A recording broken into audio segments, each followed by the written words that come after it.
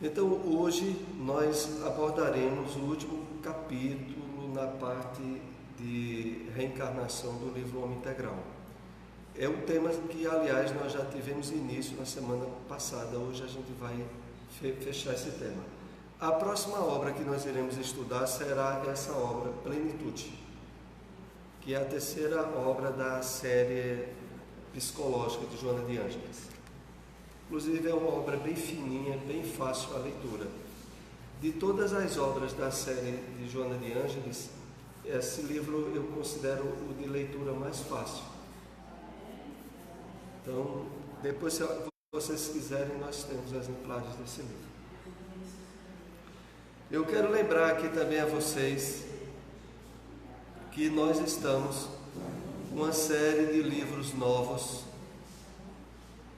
Nós estamos com a série de livros novos aqui no Bezerra de Menezes. O mais novo de todos é esse livro, Momentos de Sublimação. E outro livro também de Divaldo que nós trouxemos é Amor e Sexualidade, que também é um lançamento.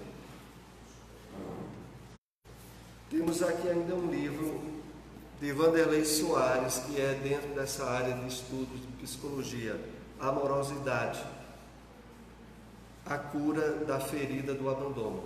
Bem interessante. E o último aqui, também dentro dessa área de estudo de psicologia, o legado de Paulo de Tarso, do projeto Espiritizar, uma reflexão psicológica transpessoal, consciencial sobre as cartas do apóstolo Paulo. Lembro a todos que essas obras do Bezerra de Menezes têm um desconto de 20% sobre o preço da editora. Vamos então fazer a introdução aqui do nosso estudo de hoje, extraído do livro Evangelho comentado por Emmanuel, Marcos, capítulo 4, versículo 24. Imperioso que não se renda culto à desatenção nos caminhos da vida.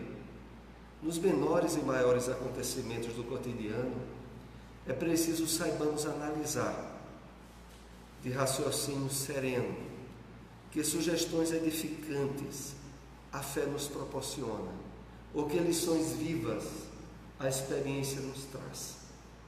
Ninguém vive acertadamente sem ponderação, equilíbrio, discernimento, autoexame. Então vamos aqui fazer algumas observações que servirão de ponte para o nosso estudo de hoje. Afinal de contas, a abordagem do tema reencarnação, que é dentro da psicologia que Joana de Ângeles nos traz, é uma abordagem bem diferenciada.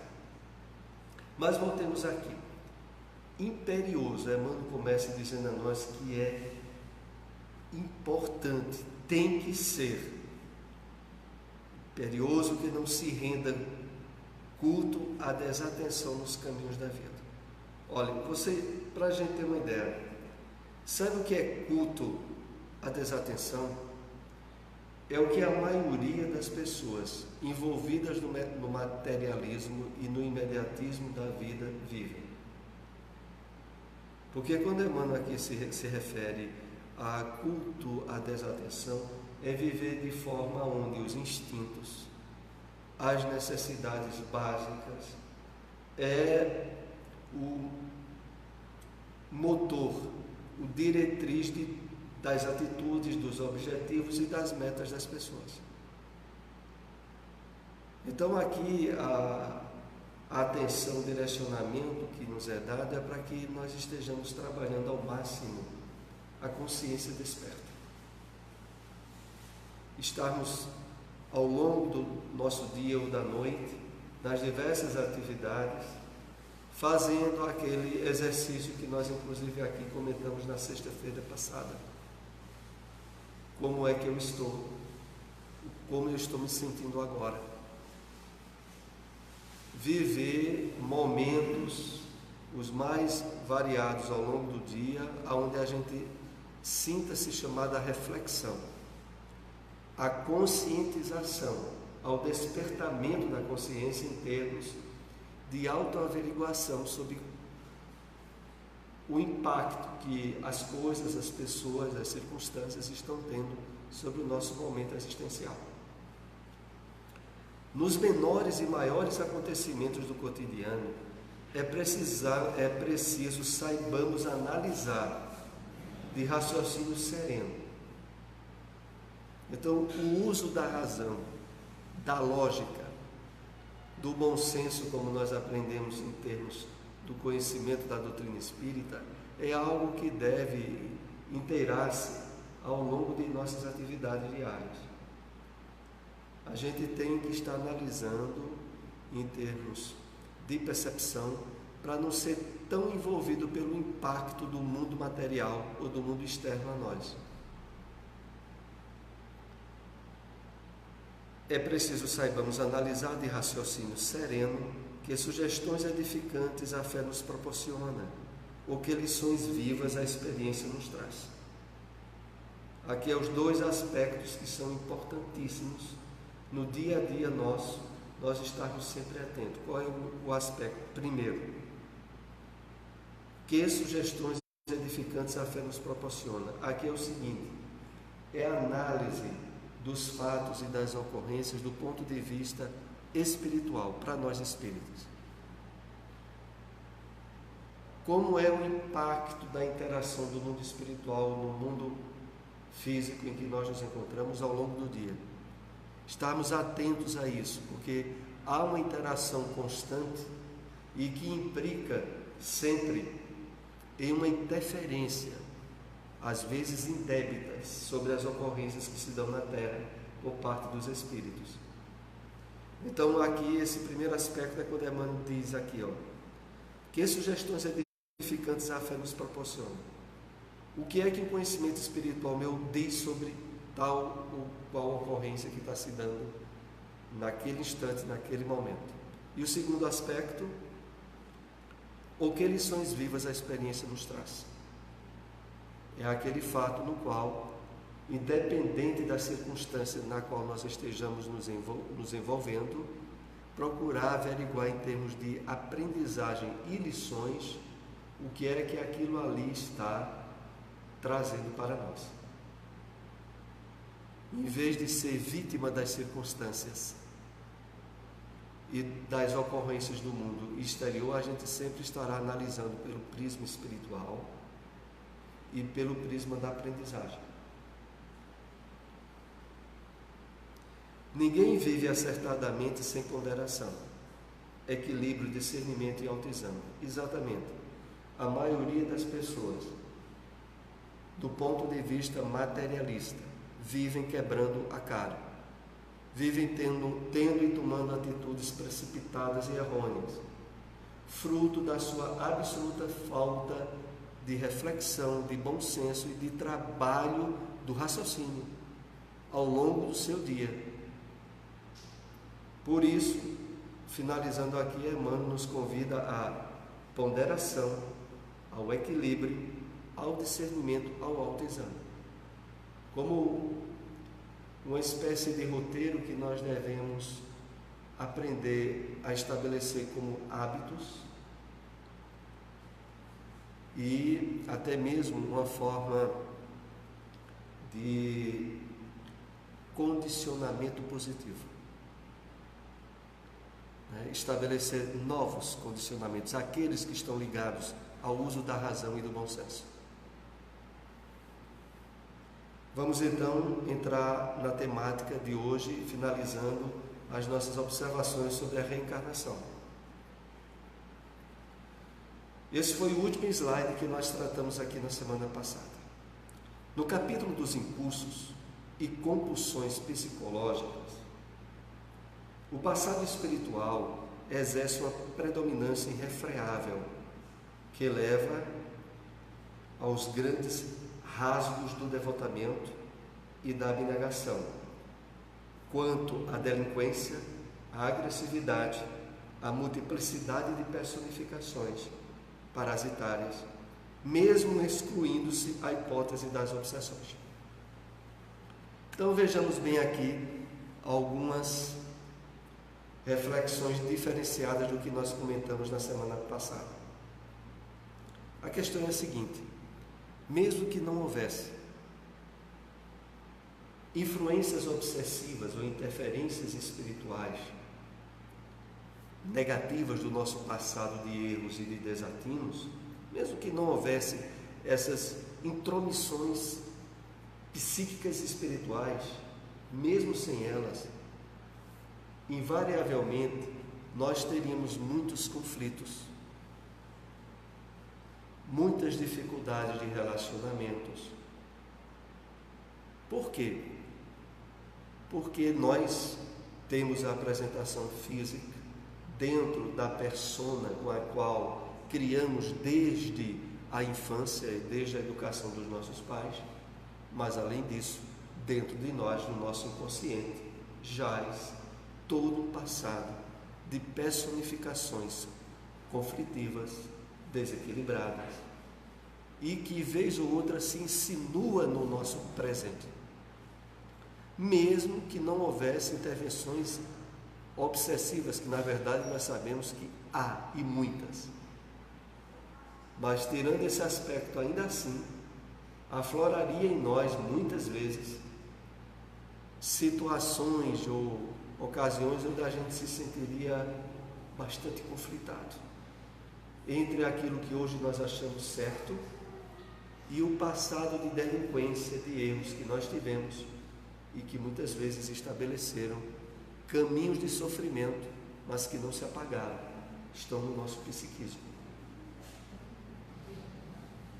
Então, voltando aqui ainda do texto, no capítulo dos impulsos e compulsões psicológicas, o passado espiritual exerce predominância irrefreável. Então, há um passado espiritual que carece de educação, de discernimento e de ordem, a fim de mantermos na nossa atual encarnação um nível de relativa harmonia, de bem-estar e de,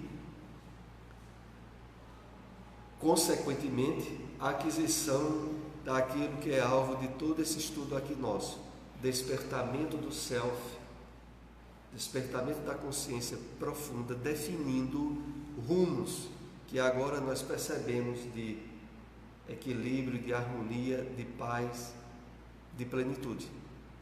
Inclusive, eu volto a lembrar aqui essa obra Plenitude, que nós iremos prosseguir nos estudos aqui aos domingos da série Joana de Ângeles. Mas aqui no texto ainda tem um material para nós refletirmos. Vejam, tanto preponderam impulsos para o lado negativo, que aqui é assinalado delinquência, agressividade, personificações parasitárias, como também os rasgos para o devotamento e abnegação, os impulsos para as atitudes nobres. E é exatamente nesse ponto em que é mais benéfico e positivo o conhecimento que nós temos usufruído do Espiritismo. Porque é através do conhecimento das leis espirituais da vida, da reencarnação, que nós podemos agora, de uma forma bem definida, escolher o lado positivo, correto, de devoção, de abnegação, de bem ao próximo, sem conflitos de engano, de sofrimento ou de medo, que muitas vezes preponderaram no nosso passado reencarnatório. Sem dúvida nenhuma, muitas vezes nós já tivemos atitudes nobres e elevadas, mas essas atitudes elas não foram aproveitadas em termos de reconhecimento ou de gratidão, e nos causaram frustração e sofrimento, fazendo com que muitas vezes dentro de nós estabelecesse um nível de conflito emocional que agora está sendo plenamente resolvido com o apoio do Espiritismo e, sobretudo, dos estudos da obra psicológica de Joana de Ângeles. Na medida em que a gente tem bem definido em nós a certeza do funcionamento das leis divinas, nós podemos estabelecer as escolhas pelo bem de forma resoluta e definida, sem qualquer riscos de frustrações. Continuemos aqui. Na imensa panorâmica dos distúrbios mentais, especialmente nas esquizofrenias, destacam-se as interferências constritoras dos desencarnados, que a estribam nas leis da cobrança pessoal, certamente injustificáveis, para desforçar-se dos sofrimentos que eles foram anteriormente infligidos em outras existências pelas suas vítimas atuais. Pensemos um pouco aqui para refletirmos sobre o que Joana de Ângeles nos ensina aqui.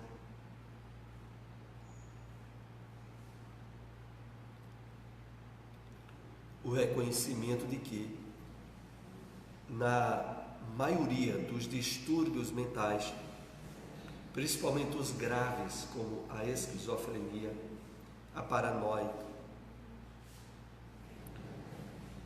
a presença de interferências constritoras dos desencarnados. A questão toda é que essa presença, às vezes, é fator gerador até do desequilíbrio. Outras vezes vem junto com o desequilíbrio.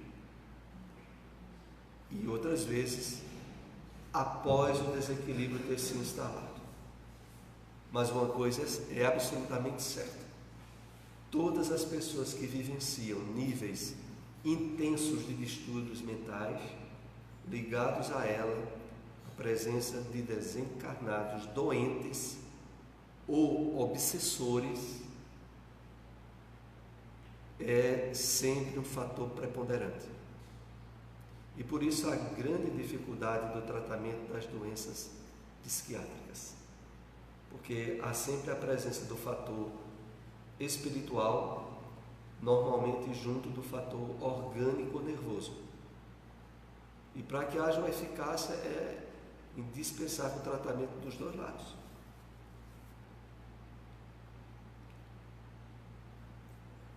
Então aqui Joana coloca assim: destacam-se as interferências constritoras, que prendem, que dificultam, dos desencarnados que a estribam nas leis da cobrança pessoal. Como essa história aqui?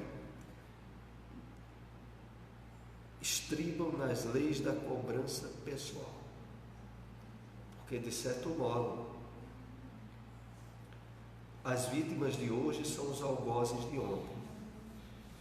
Aqueles que hoje sofrem as constritoras imposições obsessivas tiveram no seu passado espiritual as marcas do desequilíbrio que impingiram os outros. A questão, como oportunamente aqui já foi dito, na Terra há muita injustiça, mas ninguém injustiçado.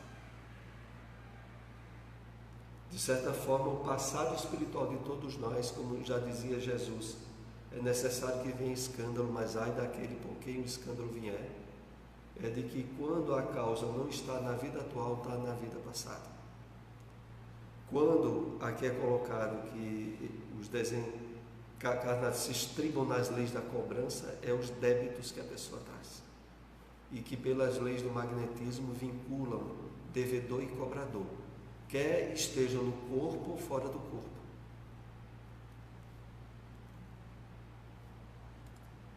Diante das ocorrências do déjà vu, os remanescentes reencarnacionistas retornam à consciência atual, com lampejos e clichês de evocações, exumando dos conteúdos da inconsciência ou da memória extracerebral, oferecendo possibilidades de identificação de pessoas, lugares e narrativas já vividos, já conhecidos. Então aqui é feito alusão a esse fenômeno que é estudado na psicologia do déjà vu, que é o sinônimo de se estar em determinado local e aquilo ali retroagir lembranças que não são dessa encarnação, são de encarnações passadas. É um fenômeno que, independente de crença religiosa que a pessoa tenha, acontece com qualquer um. E ele significa, entre outro aspecto, uma das provas da reencarnação. Né? Quem conta um episódio bem detalhado sobre isso é Divaldo Franco, numa das vezes que ele esteve lá em Paris, fazendo uma visita ao movimento espírita lá da França, e ele entrou numa espécie de semitranse, aonde, sem exatamente conhecer Paris, se deslocou até onde havia uma antiga cátedra católica e que na atualidade era um convento de freiras, mas que ele conhecia em detalhes como eram as salas, os ambientes internos daquele convento. Né? E ele conta em detalhe de que como ele chegou lá e conseguiu a permissão de visitar e deixou a freira que era a mestra, ou a que orientava, que era a coordenadora ali, estupefata com as revelações que Divaldo fez sobre os ambientes que tinham ali dentro. Depois, inclusive, ele conta que essa freira veio a conhecer o Espiritismo, devido a esse episódio. Então, a pessoa está em determinado lugar, com determinada pessoa, e vem à sua memória quadros de tal forma impactantes em termos de detalhes sobre algo que ela já viveu. É a experiência do déjà vu. Pois não, à vontade. Pode, inclusive tem o microfone ali que vão te entregar. Boa tarde. Isso aconteceu conosco já, e coincidentemente também no país. E tanto comigo quanto com meu esposo em lugares diferentes. Nós fomos ao Montparnasse, no último andar, que é o 58º andar, tem uma visão 360 graus de Paris. E aí, a primeira janela que eu me debrucei é no cemitério antigo da cidade. Na hora que eu olhei, eu me vi, não é, sendo enterrada naquele cemitério. E eu disse na hora, ele disse, eu estou enterrada aí, se eu descer, eu sei que eu estou. E ele assustado, ele disse, meu Deus, a primeira ficha que você teve foi que ele tirou da janela. A pessoa vem visitar Paris para ter logo esse tipo de insight. Eu não sabia, eu dizia assim, eu sei que eu estou aqui, se eu descer para esse cemitério, eu sei que é chato. E aí, dias depois, nós fomos à Catedral de Notre Dame. E aí foi a vez dele. Né? Nós nunca tínhamos visitado a cidade. E quando nós entramos na Catedral, ele começou a passar mal. Ele foi ficando pálido, pálido. Chegou uma hora que ele não conseguia mais andar, paralisado. Ele dizia que sabia o que tinha por trás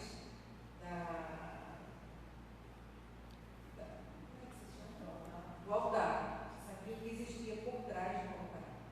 Ele só fazia repetir constantemente que isso, aquilo era mentira, aquilo era mentira, que o que estava por trás do altar era isso. E eu deixei ele sentado na cadeira e fui bater fotos. E eu deixei ele morrendo lá. Faz quanto tempo vocês foram lá em Paris? Foi em fevereiro do ano passado. Ah, foi agora, recente.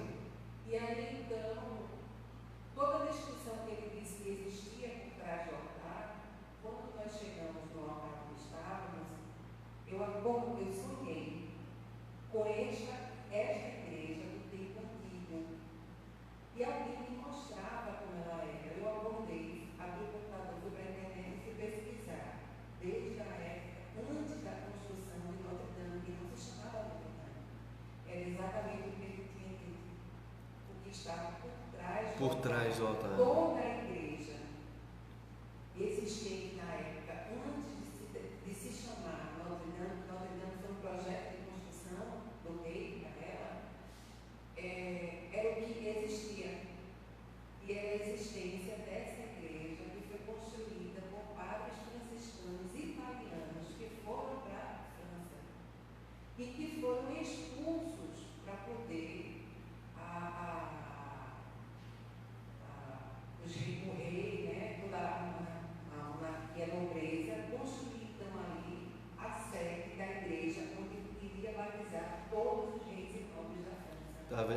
isso que dizem que tem muitos franceses reencarnados no Brasil, né?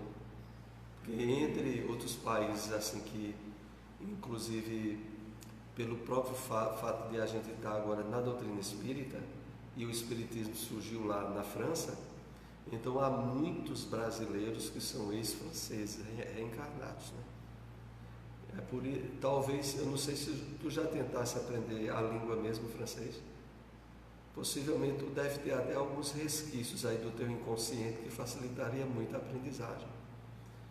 Porque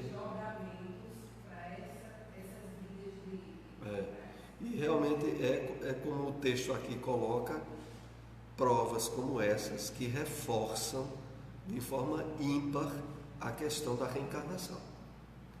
Porque é a experiência pessoal que a pessoa que foi vivida e não foi apagada, porque está no nosso inconsciente. Esse acesso ele surge através de situações que detonam de dentro de nós a lembrança. Então, para que essa lembrança surgisse, era preciso que você tivesse ido lá, porque lá estava toda a questão dos processos até magnéticos, que não deixa de ficar uma impregnação lá e que aí aciona o inconsciente. Desfilam então os fenômenos psicológicos das simpatias, das antipatias, dos amores alucinantes, dos ódios devoradores, que ressurgem dos arquivos da memória anterior, ante o estímulo externo de qualquer natureza, que os desencadeiam, tais como um encontro, um diálogo, uma associação de ideias, etc. Então, vejam um fato aqui que é muito relevante e a gente precisa aproveitar bem. O trabalho de conscientização dessas provas em termos de despertamento de consciência. Porque, exemplo, nós tivemos agora essa prova espontânea que a nossa irmã trouxe. Se nós apenas guardarmos na memória auditiva comum, facilmente se dilui. Mas se a gente passar para um campo de reflexão, de análise e de posicionamento nosso sobre isso, aí a gente está fazendo o trabalho já num nível de consciência mais aprofundado. E isso muitas vezes falta para a maioria de nós espíritas. Facilmente a gente adquire muito conhecimento, muita soma de informações, mas pouco aprofundamento dessas informações em termos de consciência. E a gente precisa muito disso, que aliás é provocativo nesses estudos de Joana de Ângeles. Então, desfilam os fenômenos psicológicos. Aqui, a redundância é a seguinte, é que mesmo fora dessa área do chamado déjà vu, nós temos, ao longo da nossa experiência encarnatória, encontros, reencontros, que detonam fatores psíquicos profundos, levando a aversões ou a ódios a tal ou tal pessoa, assim como também certo nível de simpatia ou de afetividade, sem nem ter havido realmente um fator provocativo a isso.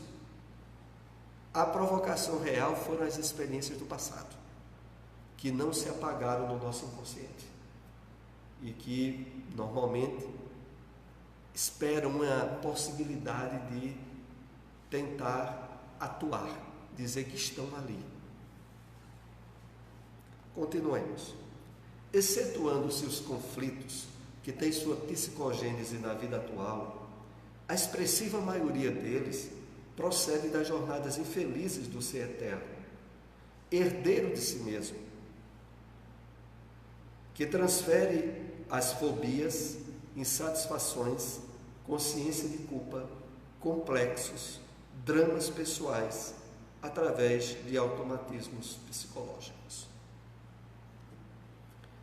Vejam como aqui é expressivo o que Joana de Ângeles coloca, excetuando-se os conflitos da sua psicogênese na vida atual, os conflitos cuja origem mental ou psíquica foi dessa vida. Tirando esses, claro, a maioria procede das jornadas infelizes do ser eterno. Herdeiro de si mesmo. A gente poderia até aqui, a título de aprofundamento, dizer: por que é que foi colocada a maioria e não a totalidade dos outros? Porque também há um campo de atuação, de experiência, que nós diariamente realizamos através dos desdobramentos espirituais quando vamos dormir. Ali também há experiências que podem impingir aspectos de complexos ou de desequilíbrios no nosso dia a dia. Então, há fora a psicogênese dos fenômenos da nossa vida de relação durante o dia, há aqueles quando nós estamos dormindo. Agora, tirando esses, a expressiva maioria procede das jornadas do ser eterno, das nossas reencarnações. Que transforma. E aí vejam só a questão maior. Transfere fobias, insatisfações, consciência de culpa, complexo, quer dizer, tudo que não presta. Dramas pessoais, de uma para outra reencarnação, mas é fogo, né? Subsídios inconscientes positivos mínimos, né? Exatamente, porque nós, em termos de aquisições evolutivas, ainda estamos no primário. O passado nosso está mais estabelecido nas linhas da infelicidade e das escolhas malsãs, que levaram a nós mesmos uma carga grande de sofrimento. Pois não. À vontade.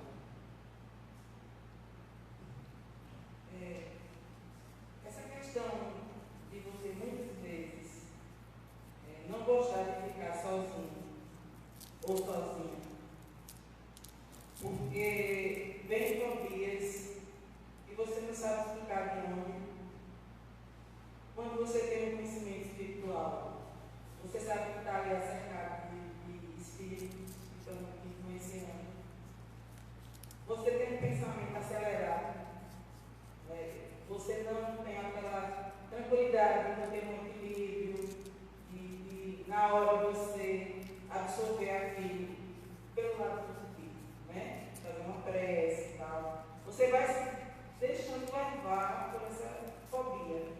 Exatamente, ocorre. E, como ela abordou, a psicogênese pode ser decorrente da vida presente ou pode ser de existências passadas, né? Que a gente traz. E trabalhar isso seria o que ela sempre orienta, né? Meditação, autoanálise, buscar esse equilíbrio, para você poder encontrar até o seu ponto, né? O seu foco de melhoria espiritual. No caso desse mesmo, como tu está dizendo, desculpa eu te interromper, porque eu não queria esquecer a ideia. Veja, por trás de uma situação dessa, a gente não percebe, talvez agora perceba, porque nós vamos comentar, que está, sabe o quê? Um sentido psicológico de autopunição. A própria síndrome de pânico, nesses aspectos, ela entra por um lado aonde, de alguma forma, foi detonado algum gatilho inconsciente para a pessoa estar se punindo, sofrendo, mesmo diante de um quadro que não é real, é criado na mente dela. Mas o esboço, a tela de fundo é me punir. Se através dos exercícios de reflexão, de meditação e de conhecimento da própria doutrina espírita, a pessoa pode entrar no nível de introspecção, de autoanalisar-se sobre isso. O que é que está havendo por trás?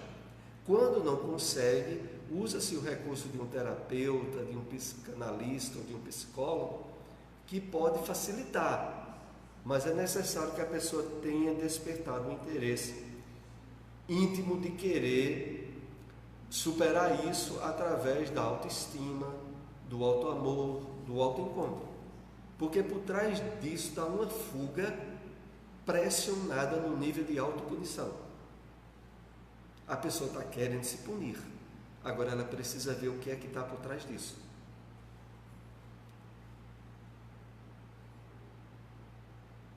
Então, voltando ainda um pouco aqui esse texto, vê, só coisa que não presta. Dramas complexos, exatamente, porque a matéria de experiência nossa do passado é infeliz. E vocês vejam que coisa. Na vida atual, na encarnação atual nossa, que é a melhor de todas, muitos de nós espíritas ainda acham campo para estar fazendo escolhas de sofrimento na sua área emocional ou psicológica. Fazer o quê? Porque agora, pelo menos, em que a gente atinge um nível de maturidade espiritual, psíquica, é a época de agora a gente estabelecer os bons condicionamentos, que irão redundar em encarnações futuras, em padrões inconscientes positivos. Mas isso tem que ser estabelecido agora, através de novos hábitos, de novos condicionamentos, de um novo trabalho de consciência desperta, que estabeleça para o futuro escolhas espontâneas, harmoniosas e que nos leve à plenitude. À vontade.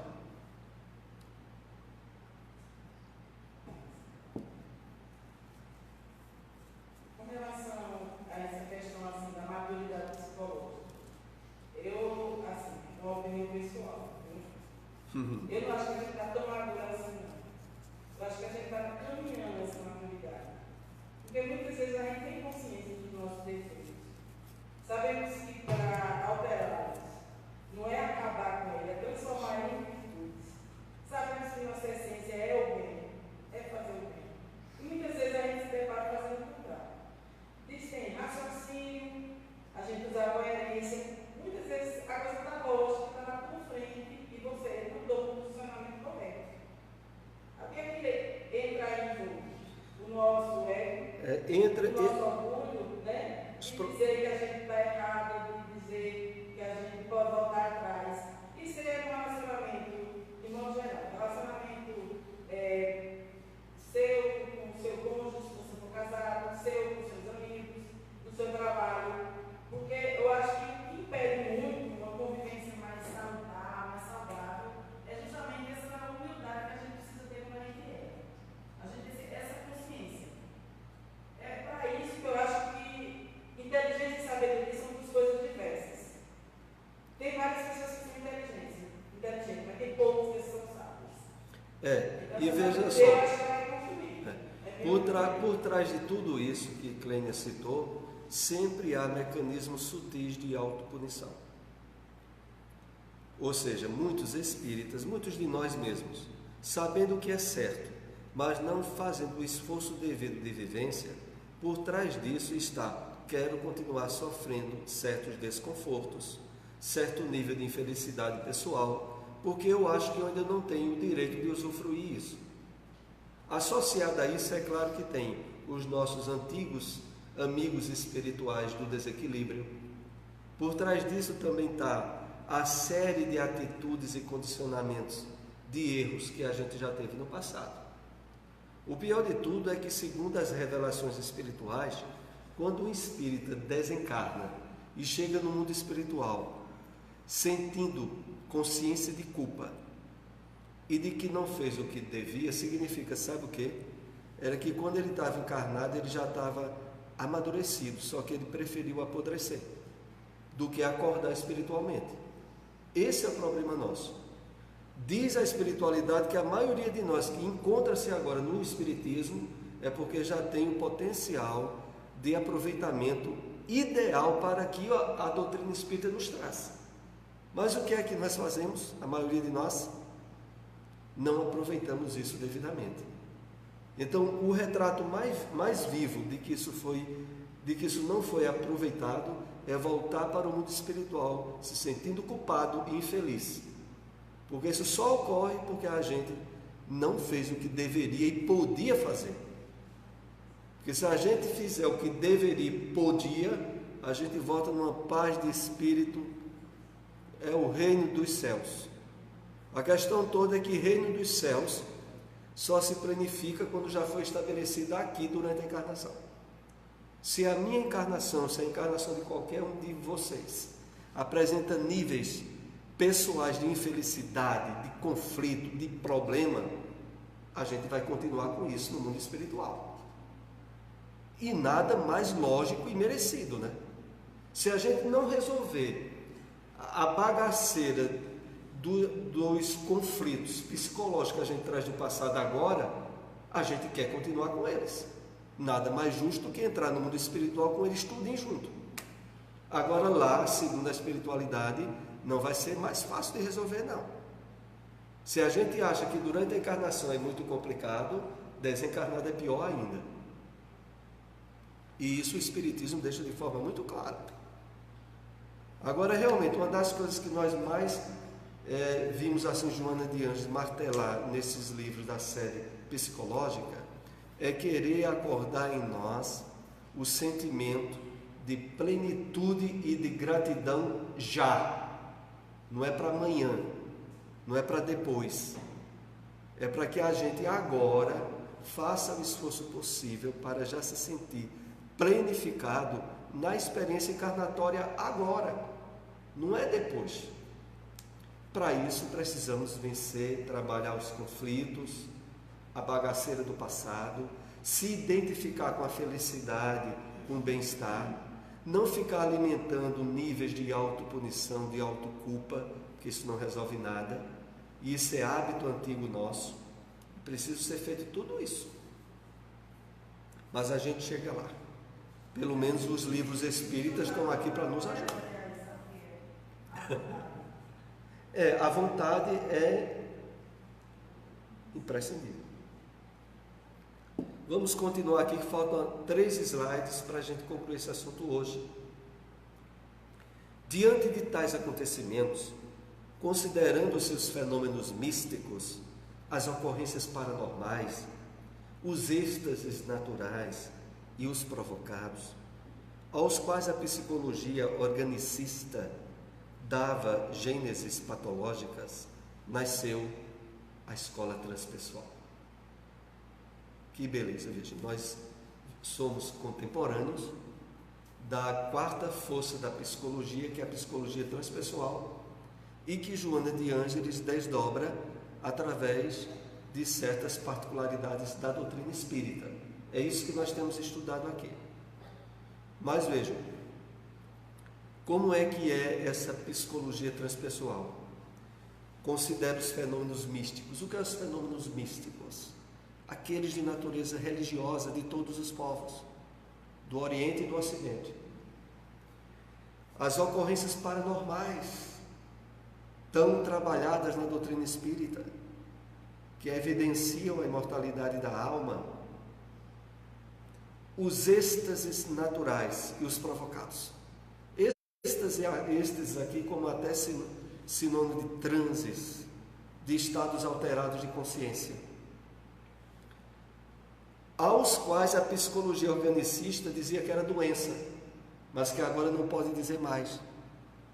Porque há tempos atrás, para a psicologia, alguém falar com o espírito estava doido. Então hoje, na visão da psicologia transpessoal, não é mais assim. E nós somos contemporâneos disso. A gente poderia dizer, diante de todo o manancial de presente e de joias que o Espiritismo nos dá, e desses estudos de psicologia, que a dificuldade maior, vejam, isso eu digo a mim, dizendo a vocês, a dificuldade maior que a gente tem, sabe o que é achar que merece ser feliz. Por isso tem um livro de Vanderlei Soares, que eu me lembro agora, que tem esse título, merecendo ser feliz, porque na verdade, dentro de nós, pelos impactos do materialismo, das frustrações, dos enganos que a gente teve em outras vidas, a gente achou que isso era uma ilusão, uma utopia. Mas agora, com o Espiritismo, As coisas são colocadas no lugar e a gente precisa aprofundar-se nisso. Lembrando até aquela obra, né? Tem uma obra aqui de amorosidade, a cura da ferida do abandono. Um novo livro aqui de Wanderlei Soares. Muito interessante. Não por causa do sobrenome, mas por causa do livro. Então, vejam só. Continuemos ainda aqui. Nessa conceituação, a morte é fenômeno biológico. A transferir o ser de uma para outra realidade, sem consubção da vida. O ser humano, diante da visão nova e transpessoal, deixa de ser a massa, apenas celular, para tornar-se um complexo, com predominância do princípio eterno. Que maravilha, né? Desde que a gente esteja bem conscientizado disso, né? A gente está trabalhando a visão do ser real, que se diferencia da aparência física que estamos nos expressando atualmente. Ter certeza e consciência disso, eis a proposta desses estudos. Vamos aqui para o penúltimo slide. Neste admirável amálgama da integração dos mais importantes insights das doutrinas psicológicas do Ocidente com as tradições esotéricas do Oriente, agiganta-se o Espiritismo, pioneiro de uma psicologia espiritualista. Eita, que texto lindo, hein?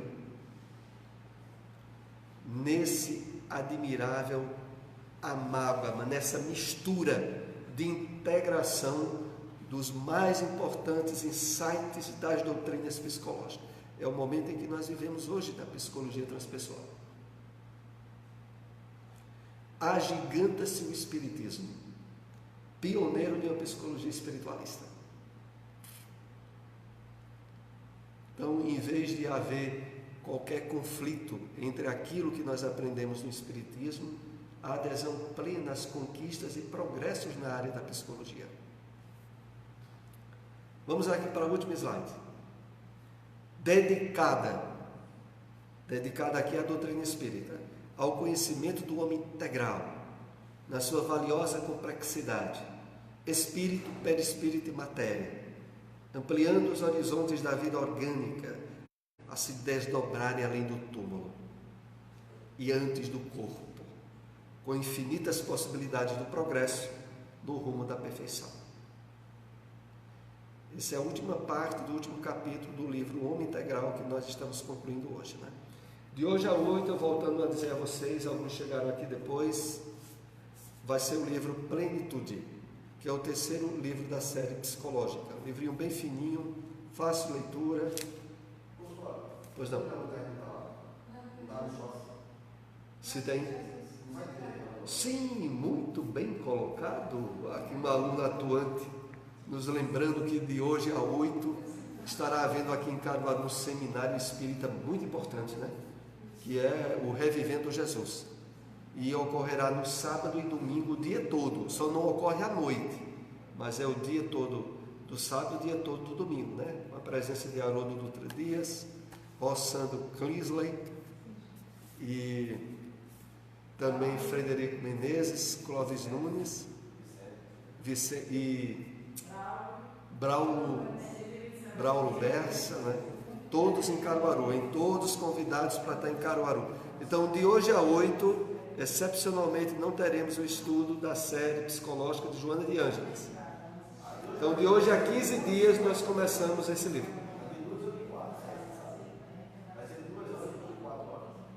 O que? O estudo? De hoje a 8 não haverá. O outro é de 4 horas, já certo. Viu? Então, de hoje a 15 dias, 4 horas da tarde, o início do livro Plenitude. Quem desejar adquirir, nós temos exemplares do Bezerra de Menezes. Vamos mandar também alguns lá para a banca Terceiro Mundo. Mandar hoje logo, porque já fica algum lá. Pois não.